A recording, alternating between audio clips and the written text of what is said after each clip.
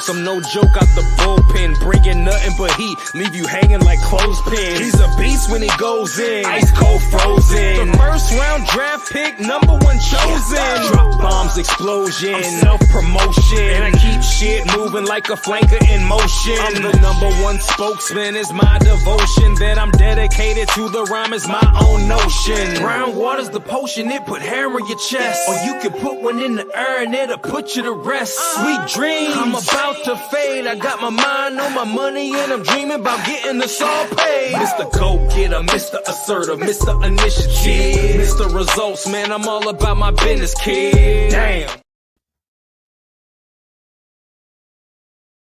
Results and business on a suddenly not so casual Thursday evening in November.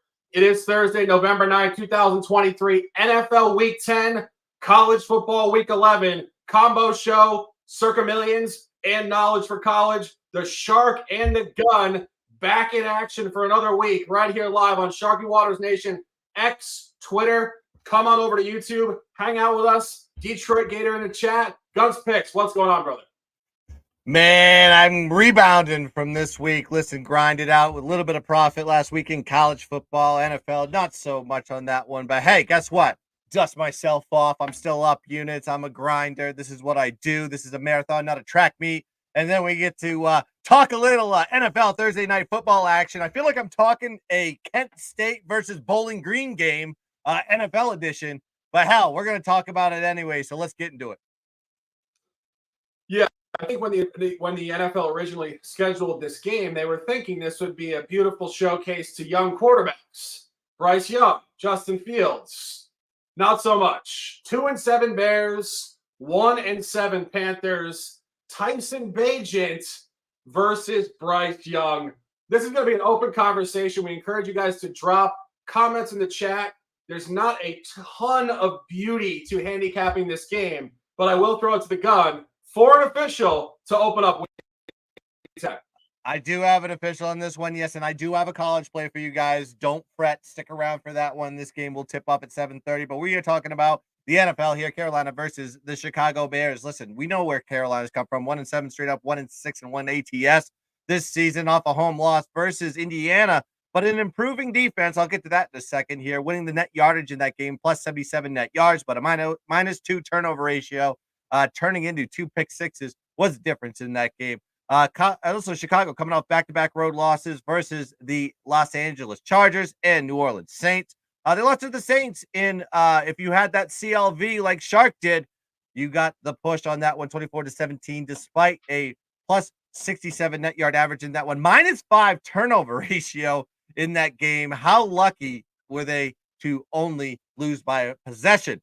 Now you got to look at Chicago. Basically, their competition at home with their stats overall, they have a -2 point differential, plus 71 net yard average, -1 turnover ratio. But they put these stats up to a lot of bad teams. We're talking about Green Bay. We're talking about Denver. We're talking about Minnesota. We're talking about Las Vegas Raiders. All bad teams. And against this competition, they are only 1-2 and 1 ATS at home. Now you look at Carolina. Not so great on the road. I'll give you that. -15 point differential, -3 net yard average, -1 turnover ratio. But they faced some pretty decent opponents on that one, especially teams, most of them can travel on the road. They had Atlanta. Okay. Atlanta's not that great on the road. Seattle. I'm sorry. They were at home versus these teams. I'm sorry. Carolina was on the road. They're playing these teams. So Atlanta was at home. Seattle was at home. You know how tough those places are. Detroit was at home. Miami was at home. All tough road spots. All 4 of those. So take it with a grain of salt when you look at those stats, because if Chicago was playing that stats, they could have been real close to that number as well. Now, Bagent is going to be the quarterback here, Tyson Bagent. In his 3 starts, he is 1-2 straight up with a 70.9 QBR rating, and he's got a 3-6 touchdown to interception ratio in those starts. Carolina has improved on the defensive side. Ever since they had their bye week, this team has improved. Not so much on the offensive side. They've kind of stayed very even keel, but the defense, I've seen improvements on this one. They held Houston's offense, a great Houston offense. You saw it last week. They held them to 13 points, 229 yards of total offense when they played them at home, 140 yards below their offensive season average. And they got the win on that one, 15-13. Now they go to the next game. They go play Indianapolis. What happens in that game? They held the Indianapolis offense, to 13 points, 198 yards of total offense in that game, and they held them 164 yards below their offensive season average. But 2 pick sixes, defensive scores, that was the difference in the game. They lost the game 27-13. So I think the important part in this is you have a Carolina team on the defensive side that's improved. They're a little bit more battle tested than this Chicago Bears team. 6 out of their 8 teams that Carolina has played this year are at least 500 or better, and all their competition has 4 wins or more. Then you look at Chicago. 5 out of their 8 teams this season that they played are below 500 so far this season. So from a power rating standpoint, more battle tested from Carolina, less battle tested from Chicago, and you actually look at the full statistical background of these 2 teams, virtually identical. So it's hard for me to take chalk with a Chicago team that has won, 2 games in their last 19.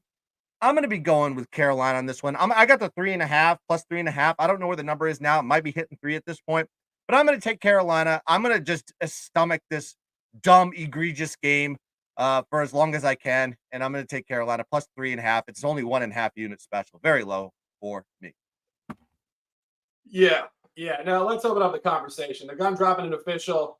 And I want to talk about it. I want to talk to the chat. Football Guy 97. We see you, brother. Sharp look there. I like the over in the NFL. And, we talked about this last week. We keep talking about this. How long can this primetime unders cluster continue? And they keep getting more and more egregious. Go back to Sunday night. We had suggested, we thought Buffalo-Cincinnati would go over. It didn't. And it didn't go over due to clustered errors. Not game flow, not yardage gained. And this is really where you hit outlierish stuff in pro football. It's not so much the game competitively tracking towards an under. It's just mistakes which hold the total back. And I got to be honest, I've been looking at media today, and it seems like everybody in the world has their mortgage on the under. And we'll continue to talk about this. When the whole world has their mortgage on the under, that's usually when, as Guns would say, the levee's about to break. And you go through these starts, Tyson Bagent, Chicago starts, they're kind of tracking northward, actually. Go back a couple of weeks ago, game against Vegas at home, 30-12. That does go over 39.5 tonight. At the Chargers, 30-13. That also goes over on tonight's line. And last week, 24-17, that also goes over tonight's line. And part of the reason why this is so downgraded is because Carolina has not been scoring the football particularly well in recent environments. But if you go back to their only road game this year at this division, it was week 5 at Detroit. One word, over, 42-24. And I'm not saying this game is going to get that high, but I do think the over is the look in this game. I also heard a lot of swirling narratives that the first half under had what we really dislike to hear, quote unquote, space and value.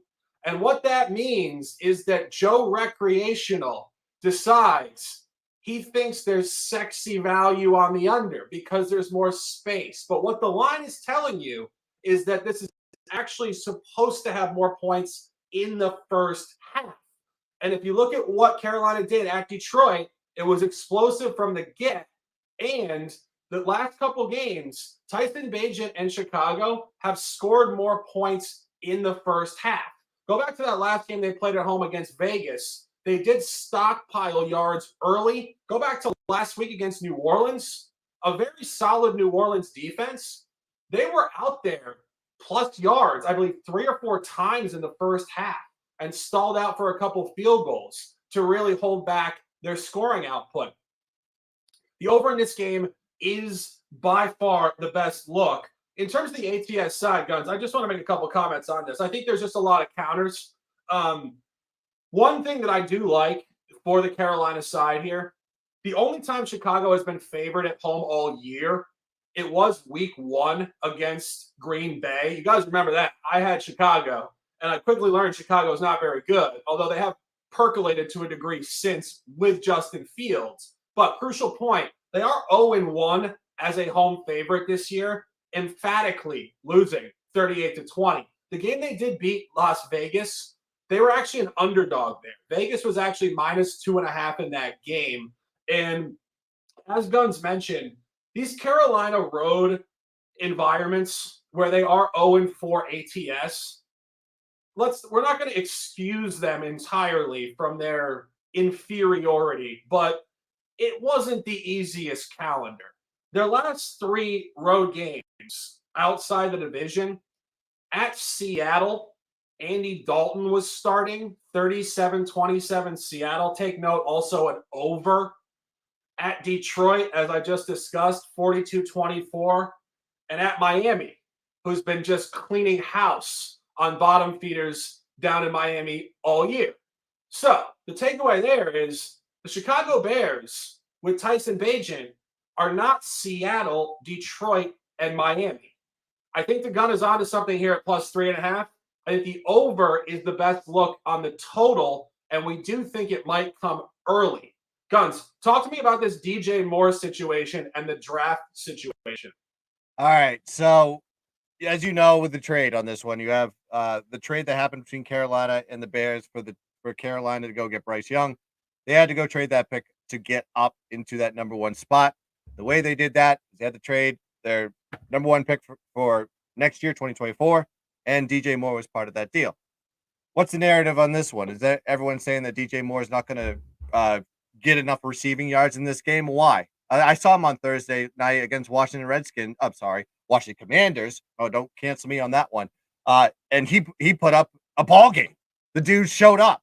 The dude showed out. And I know it was with Justin Fields in there, but I mean, Bagent could be thrown to this one. I mean, granted, the defense has improved for Carolina on this one. I think they're going to have to get at this guy. I think DJ is going to get looks. I think he's going to get peaks. I think he's going to get enough receiving yards in this one. That's part of the deal. That's part of the narrative too. So what's Chicago thinking? Is Chicago's narrative highly motivated to go stop the Panthers? Or is it on the other side where the Panthers know that Chicago has that pick and wants to sabotage their hopes by winning ball games, getting below that number 1 pick line and decreasing the value of that pick that they gave away in 2024? It's an interesting aspect element on this one. But I want to talk a couple things on the over to help with the trends on this one. You actually look at the splits on this one. Carolina's 3-1 to the over on the road this season. Chicago's 3-1 to the over at home this season. This is the lowest total these teams have seen all season long.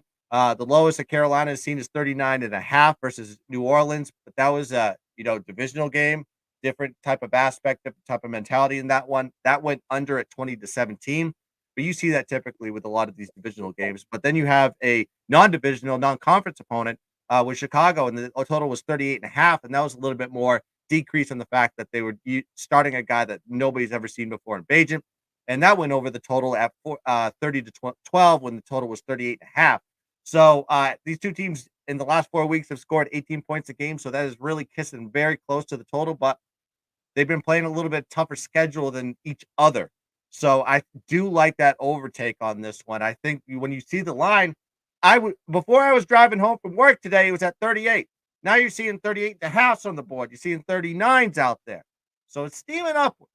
So I think this is probably a little bit of an overtake on this one. We know Thursdays, they don't fit into the primetime unders system on this one. Football guy said it best. It's basically 50-50 when you're looking at these overs on Thursday Night Football, and it makes sense. Thursday, short week, it affects the defenses more than it affects the offenses. So the take on the overs is what I mean, I would lean that way all day long on that one, but I'm going to stick with my play on this one. Carolina plus 3.5. I think they're motivated to go and sabotage that pick from the Bears. Yeah, no, I agree. I mean, I think this DJ Moore narrative is actually very interesting. It's quite possibly more interesting than the actual game. I mean, first of all, this draft pick situation does matter. I mean, it does matter. The Bears will want to beat Carolina to keep them at the lowest record, slightly over Arizona. But again, crucial point, beating them is a lot different than winning by more than 3.5 points. And this game is tracking to be very tight. And I want to talk about DJ Moore here in a theoretical versus his old team type of motivational spot. So the total for his yardage prop this game is 56.5. Here's something that's very interesting. This season, he is 47 for 735, which gives him 82 yards per game. So you would think that's an under. He averages 82 yards per game, 56. They're telling you it's coming down. I don't think so. You have to actually split this into the Justin Fields starts versus the Tyson Bagent starts. He's had 4 starts with Bagent. At New Orleans last week, 3 for 44. At the Chargers, 4 for 55. Versus Las Vegas, 8 for 54. And versus Minnesota, 5 for 51. Notice that. None of those are over 56.5. That averages out to 51. And another thing that's crucial, he gets a lot of targets. It's just that Tyson Bagent is not that advanced in the downfield passing game. So it's a lot of short throws. But the moral of the story here, this is the beauty of analyzing data. There is contamination here. When you see 82 yards per game and you think under 56.5, what you should be looking at is 51 yards per game with Tyson Bagent coming up over 56.5. And I think you're going to see this guy show out tonight. He's the best. He's the best peripheral athlete on the Bears by a mile. He's honestly one of the best receivers in the sport. And I think he'll be right there to show up against his old team tonight. Again, not officially on this. This is the conversation on Sharky Waters Nation. And we love you guys for tuning in with us. But I think you're going to see DJ Moore tonight go over his total, correlating with this entire over conversation. Guns, before we move to the next segment, I just want to make sure there's a couple other props that I like in this one. I like the over of mentions or when the video, when the camera goes on Bagent's dad. And I like the over of how much the commentators mention the fact that Bagent was a D2 quarterback. I don't know. The D2 quarterback situation is going to be, I would say, probably somewhere like over 7.5 or something. It'll just get exhausting. It's gonna go over whatever the number is, and if they ever put the number out, I was gonna say it was at 4.5, and it's probably steamed up to 6.5 by now. Definitely. The narrative's right there. His dad, the arm wrestling champion and Division II, and of course you get to listen to Al Michaels and Kirk Herbstreit, who I honestly watch the broadcast every week, and just my opinion, it doesn't really seem like Al Michaels is enjoying the broadcast at all. He's mailing it in. Yeah. I think he's betting on these games he's betting them live, and he's just having time collecting a paycheck now. I think he's 1 foot out the door. And I also just, again, I have no evidence of this, but I could sense his body language a little bit. I felt like he was kind of almost annoyed that he was doing it with a college commentator. It doesn't fit. It's a weird fit. Hearing Kirk Herbstreit analyze NFL it's not him. I think he works better in the booth in college. Yeah, he's got a bit of a lighter voice. He's a little more lighthearted. He's not as much like a Sunday ice cold grinder gridiron type of guy. So it is what it is. Amazon Prime trying to be innovative. Of course, they got the concerts after the game. They have muted crowd noise, which I cannot stand. I don't know why they mute the crowd noise. That game in week 2 again, Philadelphia was hosting the Vikings. Philadelphia is one of the loudest crowds in the league. It sounded we were at like a concert or something where people just completely stop talking. I mean, I don't know. Don't get me started on the Amazon broadcast. I think it's lackluster. I think there's mistakes. It's like a Yanni concert where everyone just quietly listening to the horn, just patiently waiting, waiting for the clap. So just to recap, Amazon Prime has a college commentator with Al Michaels. They mute crowd noise. They have rap concerts after the game, and I will say they actually have a pretty good on-field group there with Sherman and Fitzpatrick and the host. I like that. That's fine. That's fine. I just think Herbstreit is kind of the wild card. It's not like he spent 13 years in the NFL and was a massively good quarterback. It doesn't fit the bill of guys in the booth. No, definitely not. Speaking of Kirk Herbstreit, let's segue to some college ball here. One official play from the gun. ULL, Louisiana, the Raging Cajuns, whatever you want to call them. We like ULL. The gun is backing ULL at home. Revenge game Sunbelt. Somehow lost last year at USM. I don't know how that happened. 39-24 in mid-October. The Gun at home, revenge game. Favorites have been cleaning up this week in prime time, and you think it's going to continue? Yeah, especially in a revenge spot here. I know everybody calls them Louisiana. Some people call them UL Lafayette still. I don't care what you call them. Just don't call me late for dinner. You know what I'm saying? What a bad joke. All right, let's get into this play. Southern Miss is first FBS win of the year. Congratulations to them. They beat ULM last week, 24-7, plus 184 net yards, plus 3 turnover ratio in that game. Absolute domination. They're 2-7 straight up, 3-6 ATS this season. Their only other win was versus an FCS opponent. You got ULL coming off a road loss actually. 37-17 versus Arkansas State, minus 99 net yards, minus 2 turnover ratio, 5-4 straight up, 3-6 ATS this season. Their run first offense, ULL is 5.3 yards per carry, 5.7 at home this season.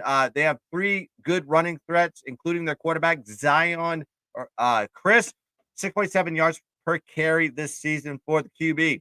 Now, Southern Miss has struggled versus strong rushing attacks. They give up 5.3 yards per carry to their opponent, 6.1 yards per carry on the run. They are ranked 121st in the country in defending the run. So this is a perfect mismatch spot here for Louisiana.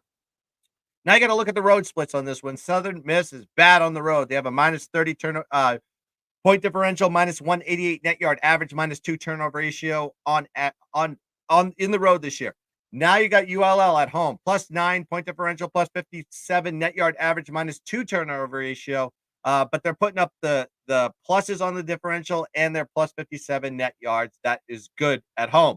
Southern Miss versus conference opponents, also bad. Minus 12 point differential, minus 40 net yard average, plus 2 turnover ratio this season. Last year, guess what happened? Southern Miss beat up on ULL 39-24. They were 1 point home. Actually, ULL was 1 point road favorites on this one. Now you see the line swinging the other way. This line was up to 11 at one point. It has steamed down to 8.5, I believe. And as I checked before the show, so you can still get that line here. I got it at minus 10, and I still thought it was a good line there. But for the show, we'll say we're going to do the current line on this one. I got it at minus 8 in a revenge spot. They're playing at their home field where they play their best. Big line swing differential between year 1 and year 2. It's all check boxes on this one to make it a play. Give me Louisiana. ULL. Raging Cajuns. Minus 8.5, 2 unit special. Yeah, and as we said, favorites been cleaning up this week, and I think it's just back end of the season, midweek. It speaks to favorites covering because a lot of the worst teams have kind of packed it in. And you don't want to necessarily say they're not trying or this or that, but you're watching Maction this week.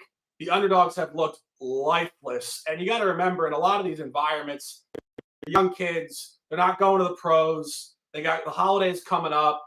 It's just not where they turn up on the road in these spots. And that's what's been happening all week. I think you're on the right side. I think that's why the line is definitely strong here. For the Raging Cajuns, 2 top plays from the gun, Carolina Panthers plus 3.5 and University of Louisiana minus 8.5 official for the show. Discussing the total, as we mentioned, we think there's going to be more points. It's been Thursday night all year with more points.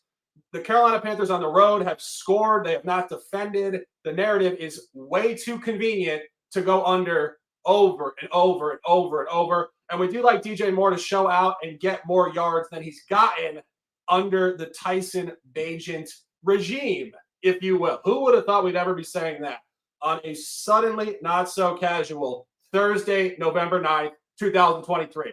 It is Circa Millions a show. It is Knowledge for College. We'll be on here tomorrow night, same time, 7 o'clock, CFB Week 11. I just dropped 6 top plays on Twitter. NFL Week 10, primetime stuff at Soldier Field. Road team, let's dominate. Guns picks, a pleasure. Closing out with some words, and let's go.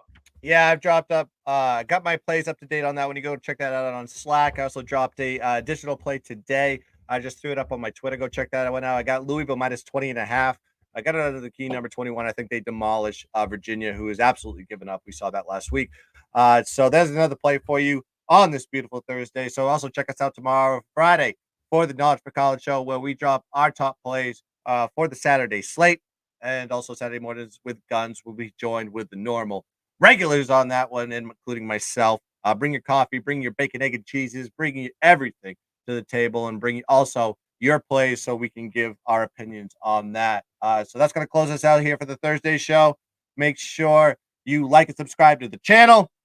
Make sure you share this content with everybody on the planet so we can be the biggest fucking show on the goddamn planet. That is our goal. So let's dominate. Let's crush the books. And as always, let's keep dancing. Bang!